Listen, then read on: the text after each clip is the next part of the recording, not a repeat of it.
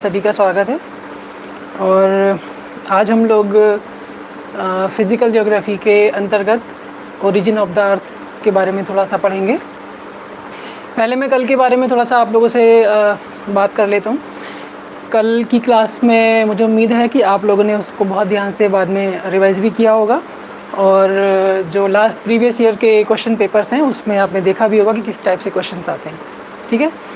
और कल का जो टॉपिक था वो बेसिकली हमारा अर्थ मूवमेंट्स पे था, पृथ्वी की गतियों के ऊपर था, अक्षांश और देशांतर पे नहीं था। तो एक बात मैं यहाँ पे ये भी बोलना चाहूँगा आप लोगों को कि अक्षांश और देशांतर से रिलेटेड क्वेश्चन भी आप देखें, क्योंकि अक्षांश का तो मोस्टली पार्ट कल हमारे क्लास में हो गया था, लेकिन देशांतर से रिलेटेड बहुत सी बातें नहीं हुई थी क्योंकि हमारा टॉपिक अक्षांश देशांतर नहीं था। इसलिए तो आप इन बातों का ध्यान रखें। देशांतर से रिलेटेड क्वेश्चन भी बहुत सारे आते हैं क्योंकि आप लोग अक्षांश और देशांतर का क्लास पढ़ चुके हैं, इसलिए मैंने उसको रिपीट नहीं किया है। तो उम्मीद करता हूँ कि आप लोगों को वो सारी चीज़ें आती होंगी। और आप अक्षांश वाला पोर्शन तो मोस्टली मुझे लगता है रिपीट हो गया क्योंकि जो अर्थ मूवमेंट्स हैं उसमें वो सारी चीज़ें आ गई, लेकिन देशांतर का बहुत सारा पार्ट है जो अभी भी बाकी है, तो वो आपको देखना है क्योंकि आप ऑलरेडी इसको पहले क्लास में कभी कर चुके हैं। देशांतर मोस्टली हमारा वही टाइम और डेट उस पर डिपेंड करती है, किस टाइप से अर्थ का रोटेशन वेस्ट टू ईस्ट रहता है और किस तरह से 1 बाय 1 जो पोर्शन है हमारा ग्लोब का वो सारा का सारा सन रेज के सामने आता चला जाता है। ठीक है। ये अक्षांश की जो बेल्ट हम लोगों ने कल देखी थी, भूमध्य रेखा, उसके बाद अक्षांश 1 2 3 करके स्टार्ट हो जाते हैं यहाँ तक। और देशांतर की अगर हम बात करते हैं तो north pole to south pole इस टाइप से हमारी ये सारी चीज़ें चलती हैं। ठीक है। तो अब सन यहाँ है मान लीजिए और अर्थ, तो लाइट उसकी पड़ रही है और इस टाइप से पृथ्वी घूम रही है, तो कैसे कैसे दिन और रात और डेट ये सब चेंज हो रहा है वो आपको ध्यान रखना है, क्योंकि अक्षांश और देशांतर से रिलेटेड भी बहुत सारे क्वेश्चन आपके एग्ज़ाम में आते हैं। ठीक है। कल कुछ बच्चों के कमेंट्स थे कि मैं बहुत फास्ट चल रहा हूँ, तो आज उन्हीं की बातों को ध्यान में रखते हुए मैं कोशिश करूँगा आज से क्लास में थोड़ा स्लो चलूँ ताकि आप लोगों को प्रॉब्लम ना हो। और बाकी जो कमेंट्स आपके थे, जो कुछ क्वेरीज़ थी, मैं कोशिश करूँगा उनको time to time sort out करूँ।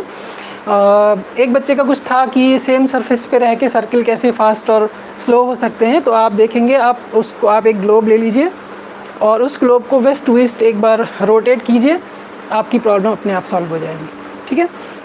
और कोई किसी की दिक्कत किसी को नहीं थी, बाकी नॉर्मल टाइप के कमेंट्स थे। अब हम अपने टॉपिक को थोड़ा सा आगे बढ़ाते हैं।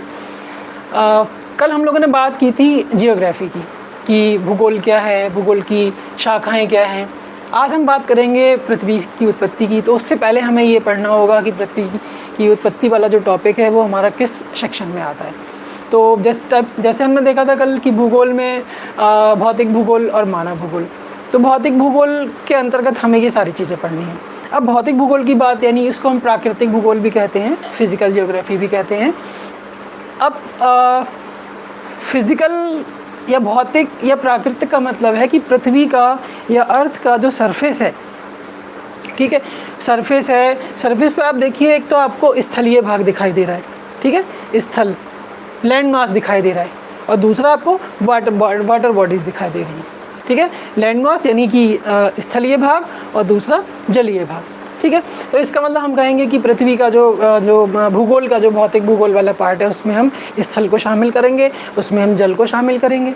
अब जब स्थल और जल को शामिल किया है तो इसके सराउंडिंग एक वायुमंडल भी आता है, जो इस पे रहने वाले लोगों के लिए बहुत आवश्यक है, या जो घटनाएं यहाँ हो रही हैं उनका क्या उसके साथ संबंध होता है। तो हम वायुमंडल को भी इसके अंतर्गत पढ़ते हैं, यानी कि एटमॉस्फेयर को भी इसके अंतर्गत पढ़ते हैं।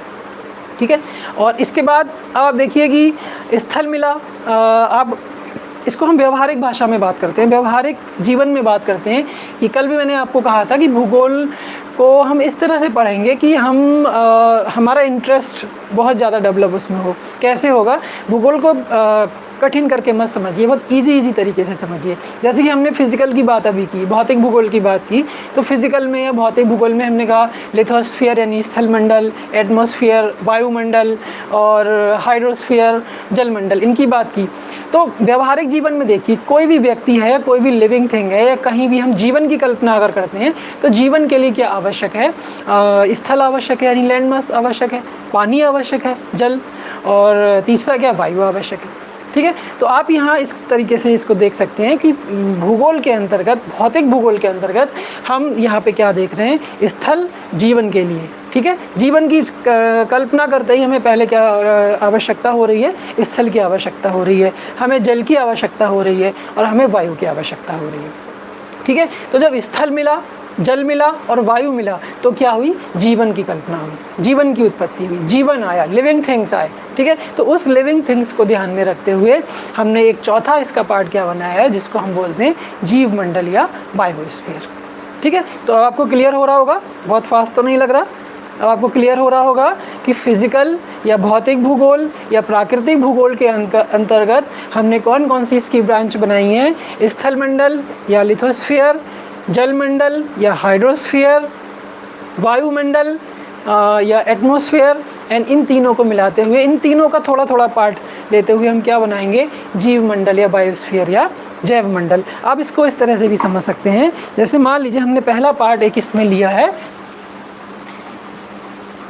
यहाँ मैं लिख देता हूँ फिजिकल जियोग्राफी।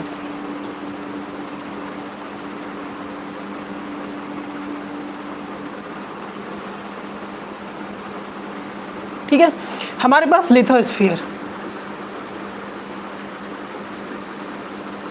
ठीक है, उसके बाद अगला पार्ट हमारा क्या था? हाइड्रोस्फीयर।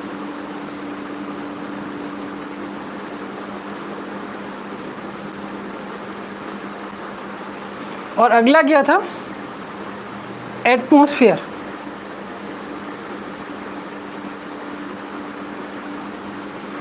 इन तीनों को मिलाते हुए हम एक क्या ले लेते हैं? बायोस्फीयर। अब आपको समझ में आ रहा होगा कि लिथोस्फीयर, हाइड्रोस्फीयर, एटमॉस्फेयर, ठीक है, और बायोस्फीयर, इन तीनों की आपसी क्रियाएं या पारस्परिक संबंध या इंटरेक्शन, ये सब क्या है? इन सब का जो स्टडी है वो हम फिजिकल जियोग्राफी में करते हैं। ठीक है, तो स्थल मंडल, जल मंडल, वायुमंडल और जीव मंडल या जैव मंडल। ठीक है, ये इसकी शाखाएं या ब्रांचेस हो जाती हैं। ठीक, अब थोड़ी सी बात और आगे बढ़ती है, ये तो हम स्टार्टिंग की बात कर रहे हैं। ठीक है, एक बात आपको और बता देता हूँ मैं कि भूगोल आप जब भी पढ़ेंगे तो उसमें मोस्टली कोई नया टॉपिक जब भी स्टार्ट होगा तो उसमें लिखा होगा कि इसको ग्रीक भाषा में ऐसा बोलते हैं, ग्रीक भाषा के इस शब्द से बना हुआ है। तो वहाँ पे आपको ध्यान देना है कि जो भूगोल की उत्पत्ति हुई है वो ग्रीक स्कूल से हुई है, यूनानी स्कूल से हुई है। वहाँ से फिर उसी भाषा के शब्दों से जो नॉलेज अपडेट हुई वो धीरे धीरे करके आगे बढ़नी शुरू हुई। इसलिए ऐसा मोस्टली बुक में आपको मिलता है कि ये ग्रीक भाषा में इसको ऐसा कहते हैं और इसका नाम ये, जैसे कि कल हमने जियोग्राफी का या जियोग्राफिया से भूगोल जियोग्राफी बताया था, इसी टाइप से आगे बहुत सारी जगह जब आप पढ़ेंगे तो ये चीज़ें आपको दिखाई देंगी। अब हम बात करते हैं कि ये हमने फिज़िकल की बात की, तो एक ब्रांच उसकी भूगोल की एक पहली शाखा या आप कह सकते हैं एक शाखा भौतिक भूगोल हुई, जिसके हमने और टुकड़े किए और उसको हम माइनर गए तो हमें स्थल मंडल मिला, जल मंडल मिला, वायुमंडल मिला और जीव मंडल मिला। ठीक है, अब इनको हम और डिटेल करना चाहें और हम इसकी डीप स्टडी करना चाहें तो उसके लिए फिर हम क्या करेंगे, फिर ये चीज़ें थोड़ी थोड़ी सी विस्तृत हो जाती हैं। जैसे कि हमारा जो सबसे पहला है वो स्थल मंडल, जिसको हम भू आकृति विज्ञान कहते हैं। ठीक है, जियोमॉर्फोलॉजी, जियोमॉर्फोलॉजी। अब आप देखिए, कल आपने एक टर्म पढ़ा था जियोग्राफी और आज आपने एक टर्म पढ़ रहे हैं जियोमॉर्फोलॉजी। ठीक है, जियोग्राफी जी प्लस ग्राफो, जी मीन्स अर्थ और ग्राफो मीन्स उसका डिस्क्रिप्शन। ठीक है, और यहाँ पे हम क्या पढ़ रहे हैं? जियोमॉर्फोलॉजी। इसमें थोड़ा सा ऐड हो गया जियोमॉर्फोलॉजी। ठीक है, जी मीन्स अर्थ, मॉर्फो मीन्स उसका फॉर्म, उसका रूप, उसका आकार, उसका स्वरूप, कुछ भी आप इसको समझ सकते हैं, और लोजस मीन्स उसका डिस्क्रिप्शन, यानी पृथ्वी की आकृतियों का अध्ययन। ठीक, अब यहाँ पे आकृति क्या होगा? आकृति क्या होंगी? पृथ्वी की आकृतियाँ क्या होंगी? हम बात कर रहे हैं लिथोस्फीयर की। बाकी क्या आप चीज़ों को अब छोड़ दीजिए थोड़ी सी देर, हम हाइड्रोस्फीयर अभी बात नहीं कर रहे, हम एटमॉस्फेयर अभी बात नहीं कर रहे, हम बायोस्फीयर अभी बात नहीं कर रहे। हम किसकी बात कर रहे हैं? स्थल मंडल या लिथोस्फीयर की बात कर रहे हैं, जिसको जब हम डिटेल्ड स्टडी करते हैं तब वो स्थल मंडल से थोड़ा सा कन्वर्ट हो जाता है, थोड़ा सा बड़ा हो जाता है और थोड़ा सा टेक्निकल भी हो जाता है। तो उसको हम क्या बोलते हैं? जियोमॉर्फोलॉजी, भू आकृति विज्ञान, भूमि की आकृतियों का विज्ञान। अब भूमि की आकृतियाँ आप देखिए, भूमि हमारे पास ये है, ये अर्थ क्रस्ट, अर्थ सरफेस। इस पे आकृतियों का मतलब क्या हुआ? इसके डिफरेंट फॉर्म्स, स्वरूप। स्वरूप का मतलब क्या हुआ? जब आप इसको देख रहे हैं तो क्या स्वरूप दिखाई दे रहा है आपको? कहीं पर्वत दिखाई देगा, कहीं पठार दिखाई देगा, कहीं मैदान दिखाई देगा, कहीं झीलें दिखाई देंगी। तो डिफरेंट फीचर्स हो गए, और वो डिफरेंट फीचर्स क्या हुए? रिलीफ फीचर्स हो गए। ठीक है, तो स्थलाकृतियाँ हो गई। इसको हम अब स्वरूप को या आकार को हम क्या कह देंगे? स्थलाकृतियाँ कह देंगे। ठीक है, स्थलाकृतियाँ मीन्स स्थलाकृतियाँ क्या होगा? उसके land forms, different land forms, different type के लैंड फॉर्म्स जो हमें इस सरफेस पे दिखाई दे रहे हैं। ठीक है, तो आप क्या कह सकते हैं कि भूमि की आकृतियों का अध्ययन, भूमि की आकृतियों का, पृथ्वी की आकृतियों का, पृथ्वी की विभिन्न स्थलाकृतियों का वैज्ञानिक अध्ययन ही भू आकृति विज्ञान कहलाता है। ठीक है, ये एक इसकी डेफिनेशन निकल आई, पृथ्वी की के विभिन्न स्थलाकृतियों का वैज्ञानिक अध्ययन ही क्या कहलाता है? भू आकृति विज्ञान कहलाता है। ठीक है, जो कभी स्थल मंडल या लिथोस्फीयर था, और आज हमें उसको किस रूप में पढ़ना है? भू आकृति विज्ञान के रूप में पढ़ना है। ठीक है, तो अब भू आकृति विज्ञान स्थल रूपों का अध्ययन है, आप ऐसा कह सकते हैं। भू आकृति विज्ञान स्थल रूपों का अध्ययन है। भू आकृति विज्ञान पृथ्वी की विभिन्न प्रकार की स्थलाकृतियों का की वैज्ञानिक व्याख्याओं का अध्ययन है। ठीक है, तो अब एक चीज़ यहाँ पे आती है, अभी मैंने बोला कि जो हम स्थलाकृतियों की बात कर रहे हैं, तो स्थलाकृतियों का मतलब विभिन्न प्रकार के उच्चावच, रिलीफ फीचर्स। ठीक है, रिलीफ फीचर्स क्या हैं? रिलीफ फीचर्स जो यहाँ पर ऊंचाइयों से की विसंगतियाँ पाई जाती हैं। जो पृथ्वी का सरफेस आप देखते हैं एकदम प्लेन सरफेस नहीं है। अब आप इक्वेटर टू पोल, ठीक है, अगर आप इक्वेटर टू पोल चलना शुरू कर देंगे तो आप देखेंगे आपको डिफरेंट टाइप का, कल मैंने आपको बताया था कि इक्वेटर से पोल जाने पर हमें डिफरेंट जोन मिलते हैं, ट्रॉपिकल, टेम्परेट, फ्रीज्ड एंड उसके बाद ये यहाँ इक्वेटर पे इक्वेटोरियल जोन। ये मैंने बहुत इसको शॉर्ट में आपको चीज़ों को यहाँ बताया, क्योंकि इसके तो बहुत सारे डिवीज़न अभी हम कर सकते हैं, लेकिन एक जो सन रेज के एंगल ऑफ इंसिडेंस के अकॉर्डिंग जो हमारे पास निकल के आ रहा है, वो इतना पार्ट तो बहुत इजीली निकल के आ रहा है, जो आपको आसानी से समझ में भी आ रहा होगा। तो equator, Cancer, Capricorn, Arctic, Antarctic, north pole और साउथ पोल। ठीक है, तो अब आप इसमें कोई सा भी प्लेस सेलेक्ट कर लीजिए जहाँ पे आपका घूमने का मन कर रहा हो। आप मान लीजिए इक्वेटर ले लेंगे, इक्वेटर से आपने चलना स्टार्ट किया, चाहे आप नॉर्थ जा रहे हैं या आप साउथ जा रहे हैं, ठीक है, तब भी आप देखेंगे सरफेस आपको एक जैसी दिखाई नहीं देगी। और आप यहाँ जा रहे हैं तो अभी आप देखेंगे सरफेस आपको एक जैसी दिखाई नहीं देगी। ये तो बहुत बड़ी बात हो गई। आप छोटा सी देख लीजिए, आप अपना जिस शहर में भी आप रहते हैं वहाँ से थोड़ा सा चलना शुरू कर दीजिए, ठीक है, तब आप देखेंगे कि थोड़ा सा ही आप चलेंगे लगभग 100 किलोमीटर तक, तब आपको चेंजेस दिखाई देने लगेंगे। ठीक, तो वो सब क्या है? वो डिफरेंट टाइप के फीचर्स होते हैं, स्थलाकृतियाँ होती हैं। और बड़ी बड़ी स्थलाकृतियों को हम एक बोल सकते हैं, जैसे कहीं भारत के की हम बात करें या हम वर्ल्ड की बात करें, वर्ल्ड में भी आप देखेंगे तो उसमें आपको देखने को मिलेगा कि कहीं माउंटेन है, कहीं प्लेट्यू है, कहीं डेजर्ट है, कहीं लेक्स हैं, ठीक है, कहीं प्लेन है, कहीं वैली है। तो वो सब क्या है? वो डिफरेंट टाइप के लैंडफॉर्म्स हैं। उन्हीं सब का जो वैज्ञानिक अध्ययन है वो क्या कहलाता है? भू आकृति विज्ञान कहलाता है। तो यहाँ हमें थोड़ा सा इनको कैटेगराइज करना होगा। अभी सारी चीज़ें एकदम से बिखरी हुई सी दिख रही हैं आपको, अब हमें इनको थोड़ा सा कैटेगराइज करना होगा, थोड़ा सा संभाल के रखना होगा कि कैसे हम इनको कुछ ऑर्डर दें। कभी बोल दिया पर्वत, कभी पठार, कभी मैदान, कभी झील, कभी महाद्वीप, कभी महासागर, तो एक बिखराव सा दिखाई दे रहा है आपको। उस चीज़ को आपको सिस्टमेटिक करना है, ठीक है।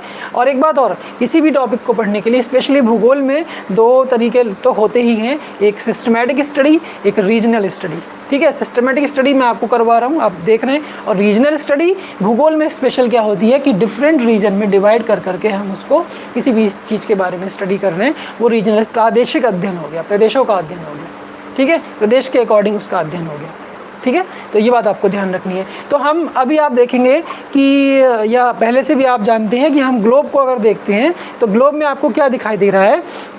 पहली नज़र में जब आप ग्लोब को देख रहे हैं तो आपको सिर्फ दो चीज़ें दिखाई देंगी, जैसा कि मैंने अपना आज का टॉपिक स्टार्ट करते समय ही बोला था, एक लैंड मास और दूसरा वाटर बॉडीज़, ठीक है, या तो स्थल मंडल और दूसरा जल मंडल, या स्थलीय राशि और दूसरी जलीय राशि। तो पहली बार पृथ्वी के जो बड़े बड़े भूभाग हैं, बड़े बड़े भाग हैं, भूभाग नहीं बड़े बड़े भाग आप कह सकते हैं, तो बड़े बड़े भागों में आपको सिर्फ दो बड़े भाग दिखाई देंगे, जिसमें आप क्या कहेंगे कि पृथ्वी महाद्वीप और महासागरों से मिलकर बनी है, या पृथ्वी के जो सरफेस है, जो क्रस्ट है, उस पर महाद्वीपीय भाग है और महासागरीय भाग है, या पृथ्वी के सरफेस पे, पृथ्वी के क्रस्ट पर महाद्वीपों का और महासागरों का विस्तार है।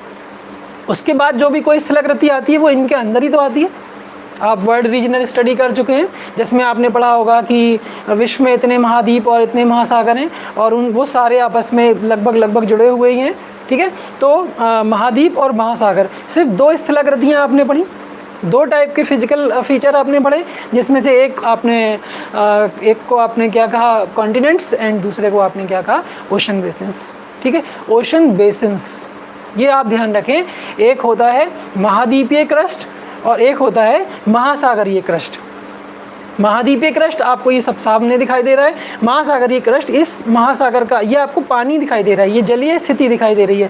लेकिन महासागरीय ओशनिक क्रस्ट क्या होगा, ओशन बॉटम फ्लोर, ठीक है, ओशन बॉटम कह दें या ओशनिक फ्लोर कह दें, उसकी बात मैं कर रहा हूँ। ये आप यहाँ पे जाएंगे किसी भी स्थान पे तो जो जल का तल है वो वाटर लेवल हो गया, और ये पानी जिस गहराई तक भरा हुआ है वो क्या होता है, वो ओशनिक क्रस्ट या ओशन बॉटम या ओशनिक फ्लोर होता है। तो इस बात का आपको विशेष ध्यान रखना है कि कॉन्टिनेंटल क्रस्ट और ओशनिक क्रस्ट। ओशनिक क्रस्ट का मतलब ये पानी वाला भाग नहीं, जहाँ तक जिस गहराई तक पानी भरा है, यानी कि अगर उसमें हम जाते हैं तो जहाँ जाके हमारे पैर सरफेस में लग जाएंगे, टिक जाएंगे, तो वो क्या होगा, आपका ओशनिक क्रस्ट होगा। तो ये ओशनिक क्रस्ट आपको बहुत काम देगी अभी आगे आने वाले क्लासेस में, या आप आगे जैसे सिलेबस बढ़ेगा तो ये चीज़ें आपके सामने नई नई आएंगी, तो उनको आपको अभी से ध्यान में रखते हुए पढ़ना है, continental crust and oceanic crust, ठीक है। तो अब आपको फिर से मैं इस बात को कह रहा हूँ कि पहली बार जब हम पृथ्वी को देख रहे हैं तो पृथ्वी को देखते समय हमें क्या दिखाई दे रहा है, हमें कॉन्टिनेंटल पार्ट दिखाई दे रहा है और हमें ओशनिक पार्ट दिखाई दे रहा है, यानी महाद्वीप दिखाई दे रहे हैं और महासागर दिखाई दे रहे हैं। जब भी आप भूगोल पढ़ना स्टार्ट करते हैं तो आप महाद्वीप और महासागरों की बात सबसे पहले करते हैं, ठीक है। तो इन्हीं महाद्वीप और महासागरों के अंतर्गत सारी विभिन्न प्रकार की जितनी भी स्थलाकृतियाँ आ सकती हैं वो इन्हीं के अंदर आती हैं। इसलिए हम क्या करते हैं, महाद्वीप और महासागर को प्रथम श्रेणी के उच्चावच कहते हैं।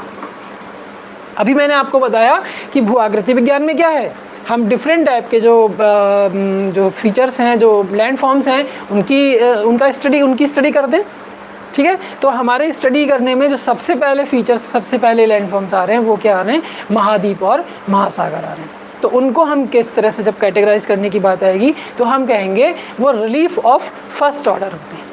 भू आकृति विज्ञान के अंतर्गत हम 3 प्रकार के उच्चावचों का अध्ययन करते हैं, जिसमें से पहले होते हैं महाद्वीप और महासागर। ये क्वेश्चन कई बार ये तीनों से रिलेटेड क्वेश्चन आए हैं एग्जाम्स में, तो आपको सीधे सीधे क्वेश्चन ऐसे भी आते हैं कि प्रथम श्रेणी का उच्चावच कौन सा है, द्वितीय कौन सा है, तृतीय कौन सा है, उसके बाद फिर नेम वाइज दे देते हैं या उसको थोड़ा सा और घुमा के दे देते हैं, इसको अब आप बताइए कहाँ कौन से उच्चावच का काम करेगा, तो आपको ध्यान रखना है। तो सबसे पहला कौन सा है, महाद्वीप और महासागर। इसको हम क्या नाम देते हैं, प्रथम श्रेणी के उच्चावच, रिलीफ ऑफ फर्स्ट ऑर्डर, ठीक है। यहाँ तक तो सिंपल है, कोई प्रॉब्लम है ही नहीं कि भाई आपने अर्थ को देखा और अर्थ को देख के आपने देखा कि इस पर आपको कॉन्टिनेंट्स दिखाई दे रहे हैं और इसको आपको ओशनिक पार्ट दिखाई दे रहा है, यानी महाद्वीप दिखाई दे रहा है और महासागर दिखाई दे रहा है। आपने सिंपल इसको नाम दे दिया रिलीफ ऑफ फर्स्ट ऑर्डर, ठीक।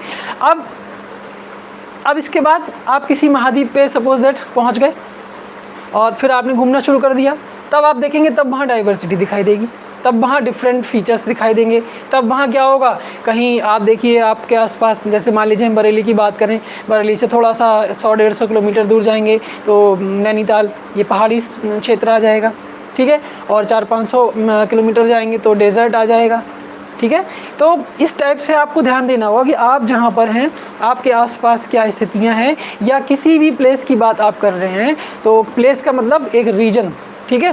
तो उस रीजन में आप देखेंगे कि क्या है, महाद्वीप, उस महाद्वीप पे क्या दिखाई दे रहा है, पर्वत भी दिखाई दे रहे हैं, पठार भी दिखाई दे रहे हैं, कहीं मैदान भी दिखाई दे रहा है, कहीं मरुस्थल दिखाई दे रहा है, कहीं झीलें दिखाई दे रही हैं।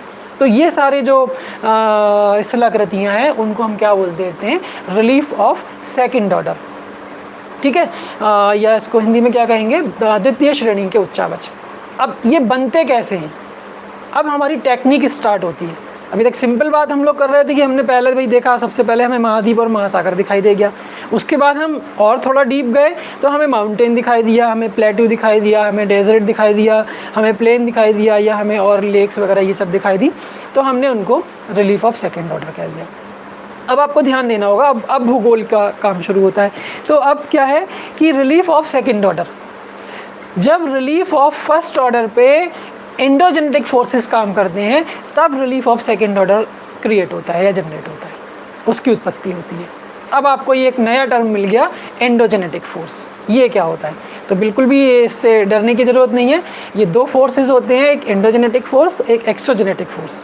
और ये एंडोजेनेटिक और एक्सोजेनेटिक फोर्सेस ही सारी जियोमॉर्फोलॉजी तैयार करते हैं, ठीक है। कैसे, एंडोजेनेटिक, या हम इसको हिंदी में कह देते हैं आंतरिक बल या अंतर्जात बल। तो सिंपल सी बात है कि पृथ्वी का जो ये हमें सतह दिखाई दे रही है, इस सतह के अंदर, ठीक है, पृथ्वी के इंटरनल स्ट्रक्चर में, पृथ्वी की आंतरिक संरचना में के अंदर जो बल कार्य करते हैं, जो बल काम करते हैं, यानी सतह के अंदर, जब आप जिस ज़मीन पे खड़े हैं, ज़मीन के अंदर जो बल कार्य करते हैं, उन बलों को हम क्या बोलते हैं, अंतर्जात बल या आंतरिक बल, ठीक है। और इस सतह के बाहर जो बल काम करते हैं उसको हम बोल देते हैं बाह्य बल या बहिर्जात बल या एक्सोजेनेटिक फोर्स, ठीक है। तो अब आपको ध्यान क्या देना है कि रिलीफ ऑफ फर्स्ट ऑर्डर, मैंने सिर्फ महाद्वीप या सिर्फ महासागर नहीं कहा, रिलीफ ऑफ फर्स्ट ऑर्डर बोला। महाद्वीप और महासागर दोनों कोई भी हो सकते हैं, इन दोनों पे या तो कॉन्टिनेंटल क्रस्ट हो या ओशनिक क्रस्ट हो, यानी दोनों की बात, पूरा सरफेस, जितना सरफेस आपको दिखाई दे रहा है, इस पूरे सरफेस पर किसका विस्तार है, प्रथम श्रेणी के उच्चावचों का, जिसमें से एक महाद्वीप होता है और एक महासागर होता है, ठीक है। तो प्रथम श्रेणी के यानी रिलीफ ऑफ फर्स्ट ऑर्डर पर जब एंडोजेनेटिक फोर्सेस काम करते हैं तब क्या होता है, रिलीफ ऑफ सेकंड ऑर्डर बनता है, ठीक है। प्रथम श्रेणी के उच्चावचों पर जब आंतरिक बल, या उसको शुद्ध भूगोल की भाषा में अंतर्जात बल कहते हैं, तो वो बल जब इस पे कार्य करते हैं तब क्या होता है, इस पे सेकंड ऑर्डर द्वितीय श्रेणी के उच्चावचों का जन्म होता है, ठीक है। आंतरिक बल कैसे काम करता है और बाह्य बल कैसे काम करता है, ये हमारे आगे आने वाले टॉपिक में होगा। अभी फ़िलहाल आपको इतना ध्यान रखना है कि आंतरिक बल के द्वारा सेकंड ऑर्डर की उत्पत्ति होती है, ठीक है। तो जिनमें आप पर्वत, पठार, मैदान, झील, ये सारी चीज़ें कह सकते हैं।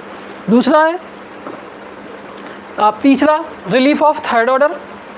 तो अभी आपने फर्स्ट ऑर्डर समझ लिया, सेकंड ऑर्डर समझ लिया, थर्ड ऑर्डर। मैंने आपको अभी भी बोला था कि फर्स्ट ऑर्डर रिलीफ पर जब एंडोजेनेटिक फोर्सेस काम करते हैं तब क्या होता है, सेकंड ऑर्डर रिलीफ बनता है। अब हमें कौन सा चाहिए, नया नंबर, थर्ड ऑर्डर रिलीफ। तो थर्ड ऑर्डर रिलीफ कैसे बनता है, जब सेकंड ऑर्डर रिलीफ पे एक्सोजेनेटिक फोर्सेस काम करते हैं तब क्या बनता है, थर्ड ऑर्डर रिलीफ बनता है, ठीक है। यहाँ ध्यान रखना है, फर्स्ट ऑर्डर रिलीफ यानी महाद्वीप और महासागर पर जब आंतरिक बल या एंडोजेनेटिक फोर्सेस काम करते हैं तब उसके परिणाम स्वरूप जो स्थलखंड तैयार होता है या जो रिजल्टेंट लैंडफॉर्म होते हैं वो क्या होते हैं, सेकंड ऑर्डर रिलीफ। अब सेकंड ऑर्डर रिलीफ के ऊपर जब एक्सोजेनेटिक फोर्सेस सक्रिय हो जाते हैं, कार्य करने लगते हैं, तब उससे क्या एक नया स्थलखंड का निर्माण होता है, तो वो क्या होता है, रिलीफ ऑफ थर्ड ऑर्डर, ठीक है, इस बात को आप थोड़ा सा ध्यान से समझिए ज़रा चीज़ों को, कि पूरी पृथ्वी पर स्थलाकृतियों का अध्ययन, स्थलाकृतियों की वैज्ञानिक व्याख्या, वो सब क्या है, भूआकृति विज्ञान के अंतर्गत होती है। तो आप देखेंगे पूरी पृथ्वी पे आपको एक समान स्थलखंड दिखाई नहीं देते हैं, स्थलखंड भी आपको अलग अलग दिखाई देते हैं, और यहाँ भी आप देखेंगे अलग अलग जलवायु क्षेत्र में भी अलग अलग दिखाई देंगे। तो जलवायु कैसे प्रभाव डालती है ये खैर हम बहुत आगे भी जाके पढ़ेंगे, लेकिन यहाँ पे हमें जो समझना है वो ये समझना है कि भू आकृति विज्ञान का जो एक सीमा है, जो एक आप कह सकते हैं दायरा है, वो तीनों उच्चावचों के आसपास रहता है, जिसमें से सबसे इम्पॉर्टेंट है आपका रिलीफ ऑफ फर्स्ट ऑर्डर। क्यों? क्योंकि वहीं से हमारी बात शुरू हो रही है और उनका विस्तार बहुत ज़्यादा है, महाद्वीप और महासागर। जब महाद्वीप और महासागर पर आंतरिक बल या अंतर्जात बल काम करते हैं तब द्वितीय श्रेणी का उच्चावच बनता है, जिनको हम कहते हैं पर्वत, पठार, मैदान, ये सब। उसके अलावा जब द्वितीय श्रेणी के उच्चावच उन पर बाह्य बल काम करता है या एक्सोजेनेटिक फोर्सेस काम करते हैं, तब क्या होता है, तब जो लैंडफॉर्म बनता है वो लैंडफॉर्म क्या होता है, रिलीफ ऑफ थर्ड ऑर्डर होता है। ठीक है, अब आप सोचेंगे रिलीफ ऑफ थर्ड ऑर्डर कौन से होते हैं? जैसे आपने पढ़ा होगा कभी V shape valley, U shape valley, I shape valley, ठीक है, या ब्लाइंड वैली, इस टाइप से कभी कुछ टर्म्स पढ़े होंगे, या आपने जिन बच्चों ने पहले कभी भूगोल नहीं पढ़ा है उन्होंने ये सब नहीं पढ़ा होगा, ये उनके लिए बिल्कुल नया है। ये कैसे बनता है? ये विभिन्न प्रकार, जैसे पर्वत को काट के एक्सोजेनेटिक फोर्सेस जो होते हैं उनके एजेंट काम करते हैं, वो एजेंट के थ्रू काम करता है। उनके बहुत सारे एजेंट होते हैं, जैसे नदी हो गई, इसको हम रनिंग वाटर कह देते हैं, बहता हुआ जल, हवा के झोंके, कोई भी स्थलखंड है, मान लीजिए ये कोई चट्टान है, इस चट्टान पे अगर हवा आ रही है तो इस पर कोई ना कोई फोर्स लगाएगी, और फोर्स से लगने से क्या होगा, इसका कुछ भाग टूट सकता है। ठीक है, तो वो एक्सोजेनेटिक फोर्स का। पानी डाल दीजिए तो पानी भी क्या करेगा, इसको कुछ ना कुछ तोड़ेगा। तो क्या है, वो सब जो होते हैं वो एक्सोजेनेटिक फोर्सेस के। या मैरीन वेव्स की हम बात करें, कोई आप देखेंगे कोस्टल एरिया में आप कभी गए होंगे तो आप देखा होगा, या कभी जाएं तो आप देखें जो कोस्ट है हमारा, उस पे जो समुद्र की लहरें हैं वो लगातार टक्कर मारती हैं और उस चट्टानों को तोड़ के ले जाती हैं। तो ये सब क्या है, ये एक्सोजेनेटिक फोर्सेस के एजेंट होते हैं, और किसी भी चट्टान को क्या करते हैं, किसी भी लैंडफॉर्म पे एक्टिव हो जाते हैं और उसका रूप बदल देते हैं, उसका फॉर्म बदल देते हैं, उसका स्वरूप बदल देते हैं। और स्वरूपों के बदलने की घटना, बदलने की जो क्रिया है, बदलने का जो अध्ययन है, उसी को तो हम भू-आकृति विज्ञान के अंतर्गत पढ़ते हैं। ठीक, तो आपको इन बातों को ध्यान रखना होगा कि भू-आकृति विज्ञान में क्या है, 3 प्रकार के उच्चावचों को हम स्टडी करते हैं, जिसमें relief of first order, relief of second order, relief of third order. First order relief क्या होता है, महाद्वीप और महासागर। सेकेंड ऑर्डर रिलीफ क्या होता है, फर्स्ट ऑर्डर रिलीफ पे जब आंतरिक बल काम करते हैं तब जो स्थलखंडों का निर्माण होता है वो क्या होते हैं, रिलीफ ऑफ सेकेंड ऑर्डर। और रिलीफ ऑफ सेकेंड ऑर्डर पे जब एक्सोजेनेटिक फोर्स या बाह्य बल काम करता है तब क्या बनता है, रिलीफ ऑफ थर्ड ऑर्डर। ठीक है, जो नाम थोड़े से टेक्निकल हैं और अभी हो सकता है आपने नहीं सुने हो, तो जैसे जैसे हम लोग आगे बढ़ते जाएंगे ये सारी चीज़ें आपके सामने आती चली जाएंगी। अब क्वेश्चन की बात आती है, तो क्वेश्चन आ गया कि मैदान। एक क्वेश्चन अभी कल ही मैं क्वेश्चन पेपर देख रहा था प्रीवियस ईयर्स के, तो उसमें था कि मैदान किस कैटेगरी का रिलीफ होगा, ठीक है, या डेल्टा किस कैटेगरी का रिलीफ होगा। तो इस टाइप से क्वेश्चंस इसमें आएंगे, आपको ध्यान देना होगा कि मैदान कैसे बन रहा है, या डेल्टा कैसे बन रहा है, या पर्वत कैसे बन रहा है, या मरुस्थल कैसे बन रहा है, इन चीज़ों का आपको ध्यान देना होगा। ठीक है, तो ये सब चीज़ें हम आगे क्लासेस में करेंगे कि कैसे इनका सेकंड ऑर्डर रिलीफ कैसे बनता है, थर्ड ऑर्डर कैसे बनता है, इनका जो मैकेनिज्म है एंडोजेनेटिक का और एक्सोजेनेटिक का, वो सारा क्या है वो हम आगे आने वाले टॉपिक्स में पढ़ेंगे। फिलहाल हम अभी अपना सिर्फ जो एक इंट्रोडक्शन कह सकते हैं फिजिकल का, उसकी बात कर रहे थे। तो नेक्स्ट हमारा इसमें होता है हाइड्रोस्फीयर। ठीक है, हाइड्रोस्फीयर में क्या है, जल की बात करते हैं हम, जलमंडल। हाइड्रोस्फीयर में हम जल की बात करते हैं। अभी हमने स्थल की बात कर ली, अब ये हाइड्रोस्फीयर। ठीक, अब हाइड्रोस्फीयर अगर आप देख रहे हैं तो आपको किस रूप में दिखाई दे रहा है, महासागरों के रूप में दिखाई दे रहा है। कहीं प्रशांत महासागर, पैसिफिक ओशन, कहीं अटलांटिक महासागर, ठीक है, अटलांटिक ओशन, कहीं हिंद महासागर, इंडियन ओशन। तो आप देखेंगे जितनी भी, कहीं आर्कटिक महासागर, तो जितनी भी इसमें वाटर बॉडीज़ आपको दिखाई दे रही हैं वो सब महासागरों के रूप में दिखाई दे रही हैं। इसलिए अब हम इसका जब डिटेल स्टडी करने जा रहे हैं तो हम हाइड्रोस्फीयर ना बोल के हम इसको ओशनोग्राफी बोल देते हैं, महासागर विज्ञान, ठीक है, ओशनोग्राफी। अब ओशनोग्राफी भी इतना एकदम से बस मैं बोल दिया ओशनोग्राफी हो गई तो महासागर पढ़ लिए, इसमें भी आपको थोड़ा सा टेक्निक को समझना होगा। क्या टेक्निक है उसमें? एक होता है हमारा इसकी जो तली है, महासागर की तली, महासागर की तली में आप देखेंगे तली के अंदर, ठीक है, क्रस्ट के नीचे अगर कोई घटना घट रही है तो वो क्या होगा बताइए? मैरीन जियोलॉजी, समुद्र की सतह के अंदर जो एक्टिविटीज़ होती हैं, जो एक बात आपको और याद रखनी है, महाद्वीप और महासागर, इसके पानी को देख के आपको विचलित नहीं होना है, ऐसा बोल दूं, या आपको पानी को देख के ये नहीं समझना है कि यहाँ कुछ नहीं है, ठीक है।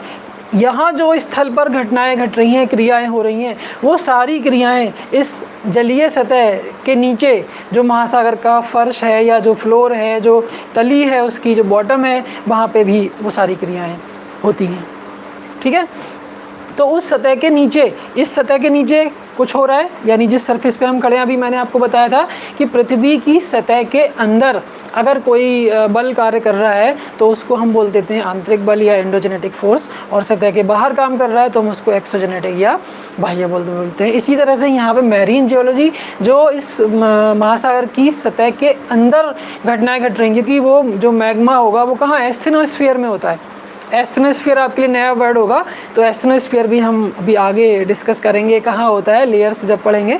तो फिलहाल अभी आप इतना एस्थेनोस्फीयर वर्ड समझ लीजिए कि उसका भी कुछ रोल होता है। तो एस्थेनोस्फीयर के अंदर जो मैग्मा होता है तो वो सागरीय तली को तोड़ के भी ऊपर आ सकता है, और महाद्वीपीय जो सतह है उसको तोड़ के भी ऊपर आ सकता है, ठीक है, या उसके अंदर वो उथल पुथल वहाँ रह के भी मचा सकता है, सागरीय क्रस्ट के नीचे और महाद्वीपीय क्रस्ट के नीचे। तो इस बात को आपको हमेशा माइंड में रखना है कि जिस तरह से आपको कॉन्टिनेंटल क्रस्ट दिखाई दे रहा है, सेम उसी तरह से ओशनिक क्रस्ट भी होता है, और उस ओशनिक क्रस्ट पे भी डिफरेंट टाइप के लैंड फॉर्म्स बने होते हैं। तो सतह के अंदर वाले वो मैरीन जियोलॉजी हो गया, और सतह के ऊपर वाले जो हो गए वो क्या हो गए, जियोमॉर्फोलॉजी हो गए, मैरीन जियोमॉर्फोलॉजी, ठीक है। यहाँ जो सतह पर बन रहा है उसको हमने भूआकृति विज्ञान या भूआकृतियाँ कह दिया, और यहाँ पे क्या हो गया, जियोमॉर्फोलॉजी, जो सतह के अंदर वाली हैं तो वो कैसी हो गई, समुद्र से संबंधित हो गई, महासागर से संबंधित हो गई, तो हमने इसको क्या बोल दिया, मैरीन जियोमॉर्फोलॉजी, ठीक है। इस जल के जो आपको जल, महासागरीय जल दिखाई दे रहा है, इस जल के अंदर डिफरेंट टाइप्स के फीचर्स होते हैं, डिफरेंट टाइप के लैंडफॉर्म्स होते हैं। तो वो हम जब महासागर विज्ञान पढ़ेंगे तब हम पढ़ेंगे कि जो ओशन बॉटम रिलीफ, ठीक है, महासागरीय तली के उच्चावच, तो जिस तरह से आप स्थल खंडों के उच्चावच पढ़ रहे हैं उसी तरीके से महासागरीय तली के उच्चावच भी होते हैं।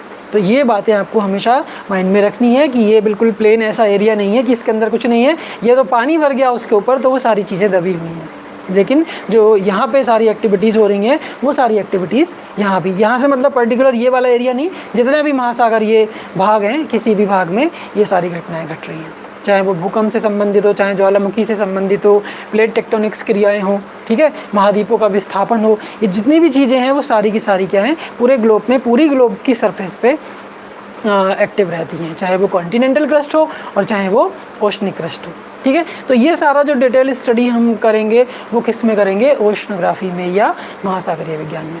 उसके बाद बचता है आपका क्लाइमेटोलॉजी, जो हम अभी वायुमंडल की बात कर रहे थे। तो वायुमंडल में आप देखिए ये ग्लोब और ग्लोब का सराउंडिंग, इसके चारों तरफ एक आवरण है, ठीक है, जिसमें विभिन्न प्रकार की गैसें हैं, और वो उस पूरे गैसेस स्टेट या उसका हम कह सकते हैं उसका भी कंपोजिशन होता है, उसमें डस्ट पार्टिकल्स होते हैं, वाटर वेपर्स होती हैं, गैसेस होती हैं, वो सारी मिला के यहाँ पे पृथ्वी के आसपास विद्यमान रहती हैं, और वो सब मानव या जो लिविंग थिंग्स हैं या जो पूरा ये हमारा एक जोन है या मंडल आप कह सकते हैं उसको प्रभावित करते हैं, या इनका आपस का या आप इंटरेक्शन भी कह सकते हैं, पारस्परिक क्रियाएं भी आपस में एक दूसरे के साथ होती हैं। तो इसलिए हमें स्थल मंडल जो वायुमंडल है उसको भी पढ़ना होता है। तो वायुमंडल को जब हम डिटेल स्टडी करते हैं तो वो क्या बन जाता है, वो क्लाइमेटोलॉजी बन जाता है। क्लाइमेट से संबंधित घटनाएं उस पार्ट में होने लगती हैं और वो हमारे सरफेस को प्रभावित करता है, तो उसको हम क्या बोल देते हैं, क्लाइमेटोलॉजी बोल देते हैं। अब आप एक बात और देख लीजिए कि क्लाइमेट और एक इसी से मिला हुआ शब्द होता है मौसम। ठीक है, मौसमी घटनाएं या जलवायु किसी भी स्थान की, हम ये नहीं कहते कि आज मौसम, हम कहते हैं आज मौसम बड़ा गर्म है, ठीक है, ये नहीं कहते आज जलवायु बड़ी गर्म है, ऐसा बोलते हैं, नहीं बोलते ना। लेकिन जलवायु हम फिक्स एक बोलते हैं कि हाँ भाई ये ऐसा ट्रॉपिकल क्लाइमेट है या इक्वेटोरियल क्लाइमेट है, भूमध्य रेखीय जलवायु है या उष्णकटिबंधीय जलवायु है। तो किसी भी स्थान की जलवायु को निर्धारित करने के लिए, या हम ऐसे बोल सकते हैं कि किसी भी स्थान के जो वायुमंडल के तत्व होते हैं, जैसे टेम्परेचर है, प्रेशर है, रेनफॉल है, रेनफॉल को हम प्रेसिपिटेशन भी कह सकते हैं, ह्यूमिडिटी है या विंड्स हैं, तो ये सब क्या हैं, एटमॉस्फेरिक एलिमेंट्स हैं। इन सब का किसी एक प्लेस पर एक बहुत छोटे टाइम पीरियड का जो स्टडी है या उसको कैलकुलेट कर सकते हैं, वो क्या कहलाता है, मौसम कहलाता है। और किसी प्लेस पर इन एटमॉस्फेरिक एलिमेंट्स का एक लॉन्ग टाइम का सर्वे या स्टडी, उसको हम क्या बोल देते हैं, क्लाइमेट बोल देते हैं। लॉन्ग टाइम मीन्स लगभग 30 साल से ज़्यादा का, ठीक है, तब हम जाके किसी प्लेस का क्लाइमेट डिसाइड करते हैं। तो वो सारी जो एक्टिविटीज़ हैं, वो सारी एक्टिविटीज़ क्लाइमेट से रिलेटेड जो एक्टिविटीज़ हैं वो हम किस में पढ़ देते हैं, क्लाइमेटोलॉजी में पढ़ देते हैं। इसी प्रकार लास्ट हमारे पास जो बचता है वो जीव मंडल या जैव मंडल। और जैव मंडल में हम देखते हैं कि लिविंग थिंग्स की बात होने लगती है। तो जो पृथ्वी है, पृथ्वी पर जो लिविंग थिंग्स हैं उसके आसपास का जो पर्यावरण है, उनका आपस का जो अंतर संबंध है, वो सारी चीज़ें हम बायोस्फीयर के अंतर्गत पढ़ते हैं। ठीक है, तो अब आपको क्लियर हो गया होगा कि भौतिक भूगोल की जो 4 आपने डिफरेंट ब्रांचेस देखी, जिनमें से एक lithosphere, hydrosphere, atmosphere and biosphere, उनको जब हम डिटेल स्टडी करते हैं तो वो आपके सामने जियोमॉर्फोलॉजी, क्लाइमेटोलॉजी एंड ओशनोग्राफी और बायोस्फीयर के रूप में सामने आती हैं। ठीक, तो ये सारी चीज़ें हमें पढ़ते हुए तब अपनी बात को आगे चलना है। ठीक है, अब इसमें एक बात कल मैं आपको बता रहा था कि पृथ्वी की जो सतह है, जिसके पृथ्वी को हमने कल गोलाब ऐसा पढ़ा था कि गोलाब होती है, जियोड शेप होती है। ठीक है, तो गोलाब एक वर्ड आया, गोलाब। सबसे पहले पृथ्वी को आकार में गोलाब किसने कहा, ये क्वेश्चन आया हुआ है, तो ये आपको ध्यान रखना है। सर्वप्रथम पृथ्वी को आकार में गोलाब किसने कहा, वो अरस्तु ने कहा था। एक विद्वान थे अरस्तु, अरिस्टोटल उनको बोलते हैं, अरस्तु या अरिस्टोटल। ठीक है, और इस बात को प्रूव किसने किया, वो न्यूटन ने किया कि पृथ्वी वास्तव में गोलाब होती है। तो इस टाइप से क्वेश्चन आएंगे तो आपको बहुत सावधानी से इनका जवाब देना है। जैसे कल मैंने आपको बताया था कि जियोग्राफिया वर्ड जो है वो एरिटोस्थनीज ने दिया था, और उसके बाद फादर ऑफ जियोग्राफी की बात आती है तो वो हेकेटियस होता है, और अगर modern father of modern geography आता है तो वो अलेक्जेंडर वॉन हम्बोल्ट होता है। इसी टाइप से पृथ्वी के अगर आकार की बात होती है तो आकार में गोलाब सबसे पहले जो कहा था वो अरस्तु ने कहा था, और उसको ये बात सिद्ध किया था न्यूटन ने, इस चीज़ को सिद्ध किया था। ठीक, तो ये चीज़ें आपको करनी है। दूसरा एक और बात है कि आप जब भी, जैसे मैंने अभी आपको बताया, तो यहाँ पे आपको नोट भी करना था। जब कुछ इम्पोर्टेंट आपको लग रहा है कि बहुत इम्पोर्टेंट समझा रहा हूँ, उस समय आप मत नोट कीजिए, लेकिन जैसे नॉर्मल बात होती है उस समय आप फटाफट नोट कर लिया करिए। तो जैसे हम बात कर रहे थे कि क्या था, रिलीफ की बात कर रहे थे, तो फर्स्ट ऑर्डर रिलीफ, ठीक है, जियोमॉर्फोलॉजी की बात कर रहे थे, उसमें रिलीफ ऑफ फर्स्ट ऑर्डर,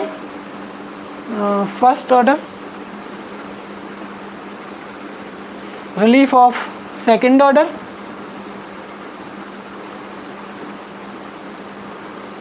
और रिलीफ ऑफ थर्ड ऑर्डर। ठीक है, तो आप इसको ऐसे ना लिख के आप क्या करें, फ्लो चार्ट बना लीजिए। आप यहाँ पर रिलीफ लिखेंगे, जियोमॉर्फोलॉजी, और उसका डिवीजन रिलीफ के अकॉर्डिंग कैसे करेंगे, 1 2 3, relief of first order, relief of second order, relief of third order. First order में आपने कॉन्टिनेंट्स और ओशंस, ओशन बेसिन्स, ठीक है, इसमें mountain, mountains, plateau, plain, desert, ठीक है, लेक्स।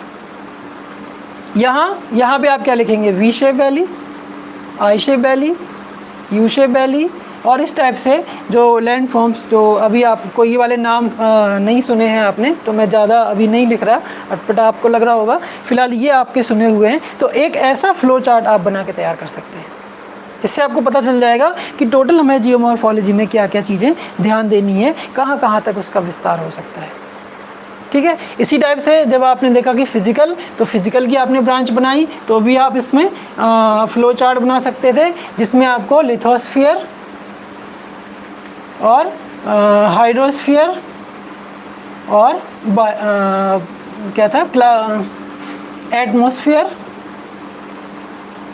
और ये लास्ट बायोस्फीयर,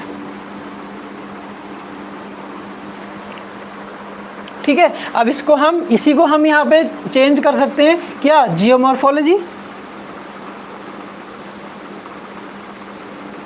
ठीक है, ये वाला ओशनोग्राफी, और ये वाला क्लाइमेटोलॉजी, और ये बायोस्फीयर ही रहता है, ठीक है। तो कुल मिला के अब मुझे लगता है कि आपको थोड़ा सा एक माइंडसेट हो रहा होगा कि जियोग्राफी एंड फिज़िकल, ह्यूमन की अभी हम बात नहीं कर रहे हैं, हमने साइड कर दिया है, हम फिज़िकल की बात कर रहे हैं। फिज़िकल के भी आपने डिवाइड कर लिए, पार्ट्स बना लिए, और फिज़िकल में क्या क्या इंपॉर्टेंट है, क्या चीज़ हम पढ़ेंगे, इससे बाहर कुछ बचा ही नहीं। आपने स्थल भी पढ़ लिया, जल भी पढ़ लिया, वायुमंडल भी पढ़ लिया, और उस पर रहने वाले जीव जंतु हैं, उनका इस वातावरण के साथ क्या संबंध है, उसका अध्ययन भी बायोस्फीयर या जीव मंडल में पढ़ लिया। तो ये सारा जो पार्ट बन के आता है वो फिज़िकल का बन के आता है, ठीक है। तो उसके बाद जो हमारा आज का मेन टॉपिक था वो ओरिजिन ऑफ द अर्थ की बात हो रही थी। तो उसके लिए आपने सोलर सिस्टम पढ़ लिया है, सौर मंडल के बारे में आप लोग सारा पढ़ चुके हैं, मुझे लगता है, शायद मैंने देखा है क्लासेस में आपने पढ़ा है। तो पृथ्वी क्या है, सौर मंडल का एक भाग है, ठीक है। पृथ्वी सौरमंडल में स्थित है, तो सौरमंडल में स्थित होने के कारण जिस प्रकार सौरमंडल की, सोलर सिस्टम की उत्पत्ति हुई है, सौरमंडल की उत्पत्ति हुई है, उसी प्रकार पृथ्वी की उत्पत्ति हुई है, ठीक है। ये चीज़ आपको ध्यान रखनी है। तो पृथ्वी की उत्पत्ति से संबंधित विभिन्न विद्वानों के विभिन्न प्रकार के मत हैं, जिनको हमें बहुत डीपली नहीं पढ़ना है, बस वो वन वर्ड क्वेश्चन जो ऑब्जेक्टिव होता है उसके हिसाब से तो आप तैयारी कर ही रहे हैं, तो वही बस हमें थोड़ा थोड़ा सा उसमें ध्यान देना है, बहुत डिटेल स्टडी हमें उसकी नहीं करनी है। तो पृथ्वी की उत्पत्ति से सबसे पहले के संबंध में सबसे पहले जो विचार दिया था वो एक फ्रांसीसी विद्वान थे, कास्ते द वफन, ठीक है। कास्ते द वफन ने पृथ्वी की उत्पत्ति से संबंधित सर्वप्रथम विचार दिया था, सबसे पहला विचार दिया था, जो थोड़ा तर्क संगत भी लगता है। तो वहाँ से बात पृथ्वी की उत्पत्ति की शुरू हुई थी। उसके बाद फिर चीज़ें बढ़नी शुरू हुई धीरे धीरे आगे। तो फिर उसको क्या हुआ, पृथ्वी की उत्पत्ति से संबंधित दो प्रकार के विचार आए। एक विचार आया अद्वैतवादी और दूसरा विचार आया द्वैतवादी, ठीक है। और तीसरा लास्ट में आया मॉडर्न, आधुनिक विचार क्या है, ठीक है। तो द्वैतवादी, अद्वैतवादी मोनिस्टिक कॉन्सेप्ट या हाइपोथेसिस, और द्वैतवादी डुअलिस्टिक हाइपोथेसिस या डुअलिस्टिक कॉन्सेप्ट्स। तो इसमें यह था कि एक तारे से उत्पत्ति हुई है, तो उसको कहा था मोनिस्टिक या अद्वैतवादी, ठीक है। अद्वैतवादी संकल्पना या अद्वैतवादी मोनिस्टिक हाइपोथेसिस, जिसका मतलब क्या था कि उसमें पृथ्वी की उत्पत्ति एक तारे से मानी गई थी। एक ऐसी कल्पना थी कि एक तारा है, जिस तारे के कह सकते हैं टूटने से या जो भी उसमें कॉन्सेप्ट रहे, उनके अनुसार पृथ्वी की उत्पत्ति हुई। तो जो मोनिस्टिक हाइपोथेसिस को मानने वाले लोग थे, उनका विचार था कि पृथ्वी की उत्पत्ति एक तारे से हुई है, ठीक है। उसको पेरेंटल हाइपोथेसिस भी कहते हैं, क्योंकि एक जो तारा था वही पेरेंट था, उसी पेरेंट से बाकी के सारे जो ग्रह थे वो बने, इसलिए उसको पेरेंटल हाइपोथेसिस भी कहते हैं। और उसको हम मोनिस्टिक हाइपोथेसिस भी कहते हैं, उसको हम अद्वैतवादी संकल्पना भी कहते हैं, अद्वैतवादी मोनिस्टिक कॉन्सेप्ट भी कहते हैं, ठीक है। दूसरा हमारा द्वैतवादी। द्वैतवादों में क्या है कि उसमें ये माना गया कि पृथ्वी की उत्पत्ति दो तारों से हुई है, दो तारों के की क्रियाओं से हुई है। क्रियाएं कैसे कैसे हुई वो अलग अलग विद्वानों ने अलग अलग मतों के अनुसार उनको बताया है, और वो हमें इतना डिटेल उसको नहीं पढ़ना है। बस हमें ध्यान ये रखना है कि किस विद्वान ने क्या संकल्पना, क्या बात कही थी, उसको हमें ध्यान रखना है। तो जो हमारी मोनेस्टिक, जो हमारी अद्वैतवादी संकल्पना थी, उसको मानने वाले जो विद्वान थे, इसके बारे में मैंने आपको बताया, कास्ते द बफन थे। उन्होंने एक परिकल्पना दी जिसको पुच्छल तारा परिकल्पना कहा गया। बस आपको इतना ध्यान रखना है, पुच्छल तारा परिकल्पना ये किससे, कौन सी। यहाँ भी आप क्या करेंगे, एक फ्लो चार्ट बनाएंगे, ठीक है। फ्लो चार्ट में आप क्या बताएंगे, सबसे पहले पृथ्वी की उत्पत्ति से संबंधित सिद्धांत। तो जो भी आप थ्योरीज यहाँ पे ला रहे हैं वो आप इनका एक फ्लो चार्ट यहाँ बनाएंगे, जिसमें आपने मोनेस्टिक,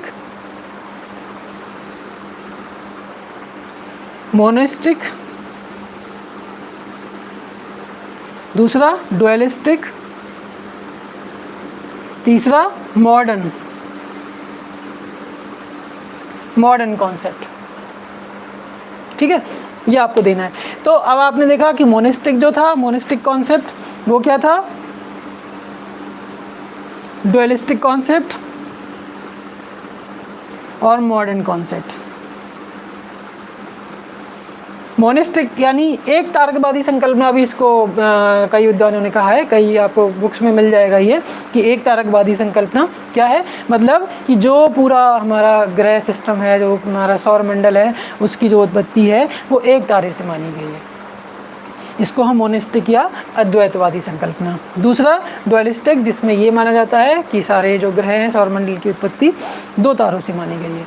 तीसरा मॉडर्न कॉन्सेप्ट, वो अपने आप में अलग है, वो क्या है वो थोड़ा सा अभी मैं बताऊंगा। तो यहाँ अब आपको देखना है कि जो इस विचारधारा को मानने वाले लोग हैं, जो अद्वैतवादी है या मोनेस्टिक है, वो कौन कौन से थे। तो उसमें आपको देखना है, एक पहले कास्ते द बफन, जिन्होंने पुच्छल तारा संकल्पना बताई थी। दूसरे इमैनुअल कांट, ठीक है, कांट का नाम भी काफ़ी फेमस है। तो कांट की जो संकल्पना थी उसका नाम था वायव्य राशि परिकल्पना, गैसियस हाइपोथेसिस, ठीक है। इमैनुअल कांट ने, ये ज़्यादा पूछा गया है, तो इमैनुअल कांट ने क्या दिया था, वायव्य राशि परिकल्पना या गैसियस हाइपोथेसिस, ठीक है। तो ये बस आपको इस तरह से याद रखना है यहाँ पे कि जो ये पूरा कॉन्सेप्ट है वो क्या है। इसके बाद इनको मानने वाले लोग वो इस स्ट्रीम के कौन कौन थे। तो पुच्छल तारा संकल्पना दी थी, वो किसने दी थी, कास्ते द बफन ने दी थी। उसके बाद कांट, इमैनुअल कांट, उसने क्या दिया था, वायव्य राशि परिकल्पना दी थी। उसके बाद एक विद्वान थे जिनका नाम था लाप्लास ने निहारिका परिकल्पना दी थी, nebular hypothesis by Laplace and Ross. दो नाम थे इसमें, कुछ बुक्स में आपको सिर्फ लाप्लास ही मिलेगा और कुछ में आपको लाप्लास एंड रॉस दोनों मिलेंगे। तो कौन सी उन्होंने, क्या उनका आधार था, उन्होंने निहारिका परिकल्पना दी थी, नेबुलर हाइपोथेसिस दिया था, ठीक है। और एक और इसमें लास्ट जो था वो उल्का परिकल्पना, जो लॉकियर ने दिया था। तो कास्ते द बफन, पुच्छल तारा परिकल्पना, ठीक है, इमैनुअल कांट, वायव्य राशि परिकल्पना या गैसियस हाइपोथेसिस। उसके बाद Laplace and Ross, nebular hypothesis या निहारिका परिकल्पना।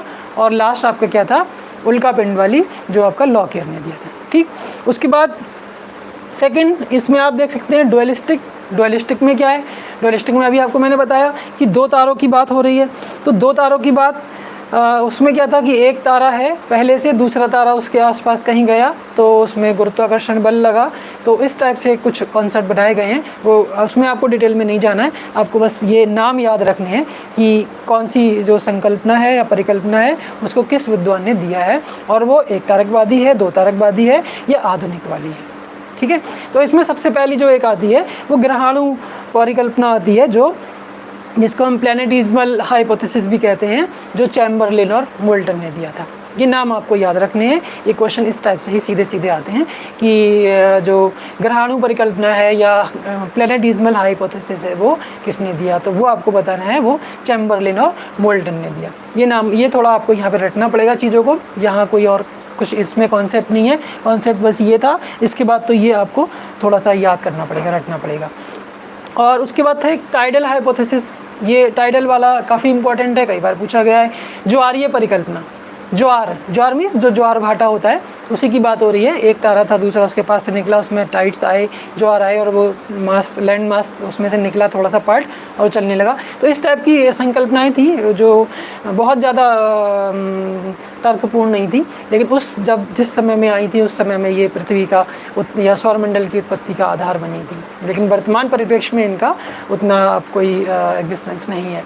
तो इसलिए इसको आपको वन वर्ड ऐसे ही याद करना है। तो टाइडल हाइपोथेसिस या ज्वारीय परिकल्पना जो किसने दिया था आपका, जेम्स जीन्स एंड जेफरे, ठीक है, James Jeans and Jeffreys. James Jeans एक नाम है एंड जेफरे दूसरा नाम है, ये आपको ध्यान रखना है। तो डुअलिस्टिक में पहला कौन सा था, ग्रहाणु परिकल्पना या प्लैनेटिज्मल हाइपोथेसिस, दूसरा टाइडल या ज्वारीय परिकल्पना जो किसने दिया, जेम्स जीन्स एंड जेफरे ने दिया, ठीक है।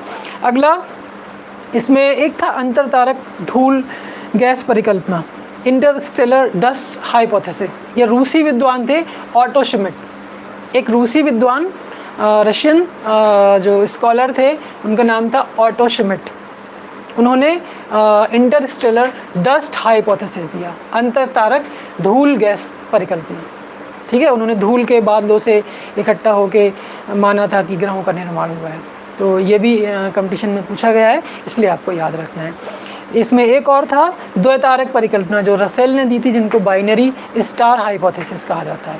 तो ये 4-5 इसमें भी हैं, ये अभी आपने देखा। इसके बाद यहाँ मॉडर्न कॉन्सेप्ट की बात अगर हम करते हैं तो मॉडर्न कॉन्सेप्ट में तो सभी बच्चों ने लगभग इतना ये पढ़ा होगा, बिग बैंग थ्योरी की बात होती है, ठीक है।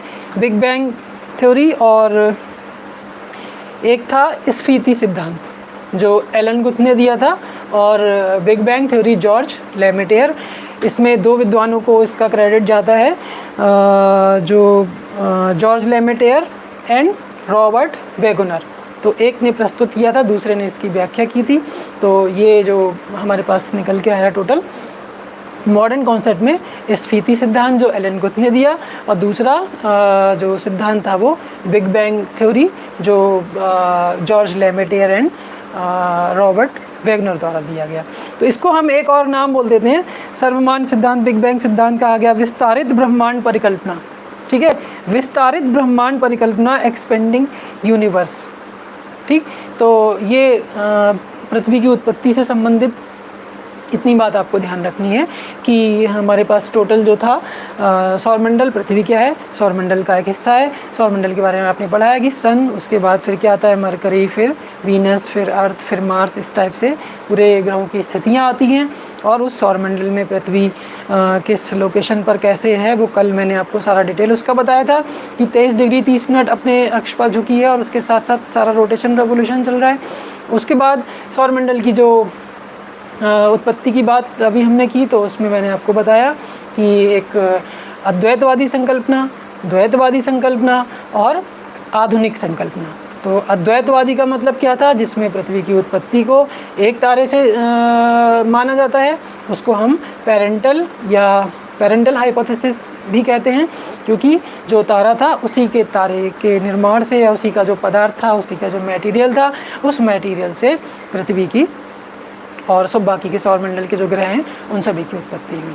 तो उसको मानने वाले विद्वान, उच्छल तारा परिकल्पना देने वाले कौन थे, कास्तेदावाफन, इमैनुअल कांट जिन्होंने वायव्य राशि परिकल्पना दिया, ठीक है, और लाप्लास एंड रॉस जिन्होंने निहारिका परिकल्पना दी, और उसके बाद उल्का पिंड से संबंधित जो परिकल्पना दी वो लॉकियर ने दी। फिर दूसरा हमारे पास क्या बचा, डुअलिस्टिक कॉन्सेप्ट, डुअलिस्टिक या द्वैतवादी संकल्पना, जिसमें क्या माना गया कि तारे जो ग्रह हैं, जो पृथ्वी है या जो सौरमंडल है, उसकी उत्पत्ति 2 तारों से हुई है, जिनसे संबंधित अभी मैंने आपको बताया ग्रहाणु परिकल्पना या प्लैनेटिज्मल हाइपोथेसिस, जिसको चैम्बरलिन और मोल्टन ने दिया।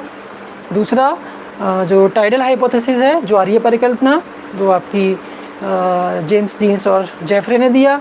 उसके बाद एक रूसी विद्वान थे जिनका नाम था ऑटो श्मिट, जिन्होंने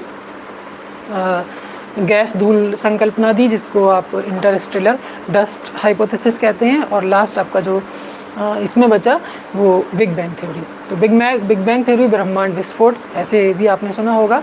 तो ये आधुनिक संकल्पना है जो सर्वमान्य है, जिसको सभी मानते हैं कि जो सौरमंडल की उत्पत्ति या पृथ्वी की उत्पत्ति हुई है वो बिग बैंग थ्योरी की। और बिग बैंग थ्योरी में जॉर्ज लेमेटियर ने इसको प्रस्तुत किया था और रॉबर्ट वेगनर ने इसको आगे इसकी व्याख्या की थी।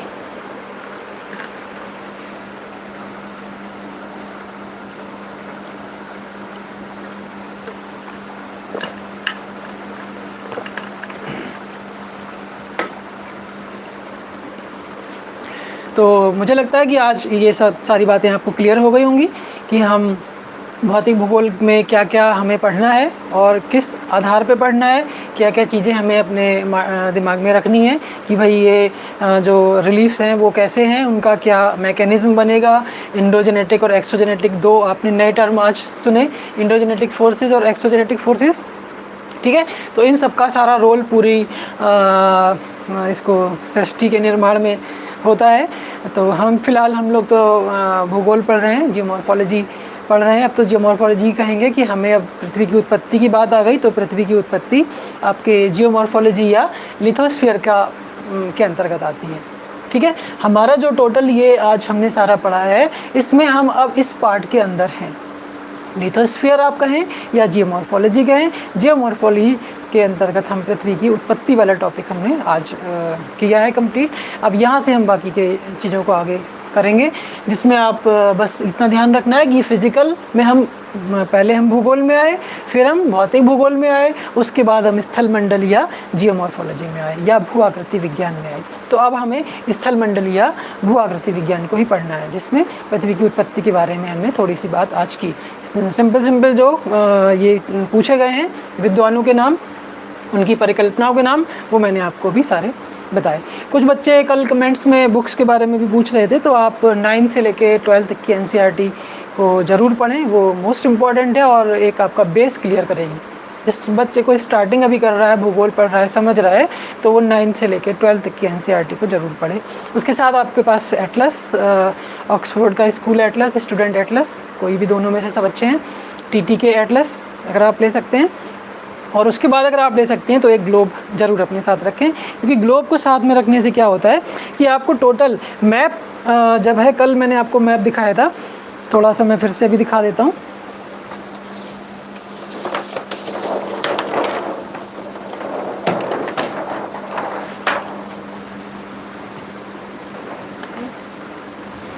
देखिए मैप और ग्लोब में चीज़ें काफ़ी कुछ चेंज हो जाती हैं, क्योंकि ये देखिए फ्लैट है और ये पूरा उसका एक मॉडल है।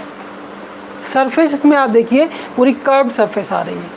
यहाँ इक्वेटर है, तो इक्वेटर पे आप देखेंगे ये उभार जो हम बात कर रहे थे कल, उभार की बात, ये इक्वेटर पे उभार दिखाई दे रहा है। इसमें आपको कहीं नहीं दिखाई दे रहा है, इसमें आपको सारे रेखाएं दिखाई दे रही हैं, लाइन दिखाई दे रही हैं, और इसमें आपको सारा सर्कल दिखाई दे रहा है जो वास्तविकता में होता है, ठीक है। इसमें आपको सरफेस एकदम फ्लैट दिखाई दे रहा है, इसमें आपको फ्लैट दिखाई नहीं देगा, जैसा बना हुआ है। और पृथ्वी अपने अक्ष पर कितना झुकी है वो भी स्थिति एकदम क्लियर है। यहाँ पे अक्षांशों के नंबर बने हुए हैं, आप 0 डिग्री के बाद आप देखेंगे ये लाइन यहाँ टच कर रही होगी, और इस टाइप से उत्तर या दक्षिण दिशा में जो भी हमें पढ़ना है आप देख सकते हैं। पश्चिम से पूरब आप इसको घुमा सकते हैं। इंटरनेशनल डेट लाइन भी इसमें यहाँ बनी हुई है, जो मैंने आपको देशांतर के बारे में कहा था, ठीक है। इस बात को आप और ध्यान रखें विशेष कि कल का जो मेरा क्लास था वो पृथ्वी की गतियों पे आधारित था, अक्षांश और देशांतर का स्पेशल क्लास नहीं था। अक्षांश का रोल था उसमें कि हम जो गतियाँ हो रही हैं, कैसे रेज, सन रेज का जो एंगल है वो कहाँ किस समय कैसे गिर रहा है, और देशांतर का पार्ट उसमें नहीं था, तो वो आपको यहाँ से सब देखना है।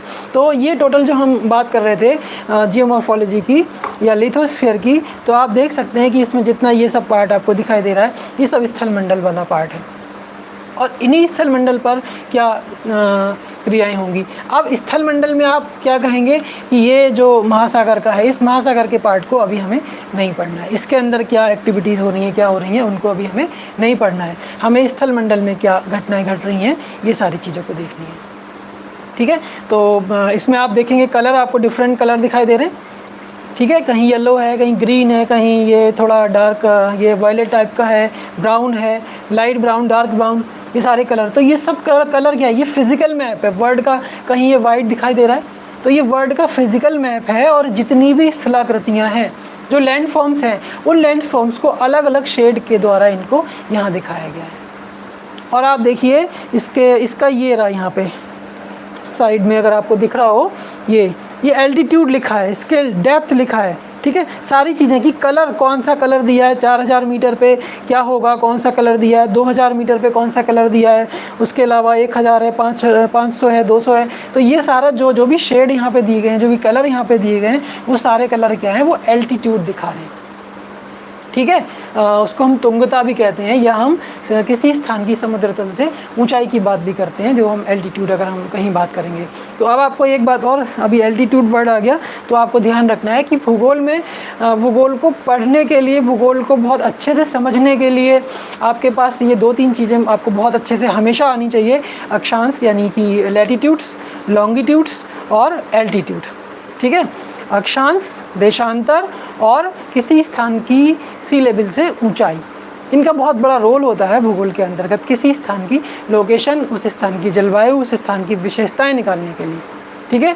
तो लैटिट्यूड्स, लॉन्गिट्यूड्स एंड एल्टीट्यूड्स, ये तीनों चीज़ें आपको हमेशा ध्यान रखनी है। और इतना पता है तो आप वर्ल्ड का या कहीं का भी की फिजियोग्राफी या कहीं की भी लोकेशन वगैरह को आप बहुत अच्छे से समझ पाएंगे, ठीक है।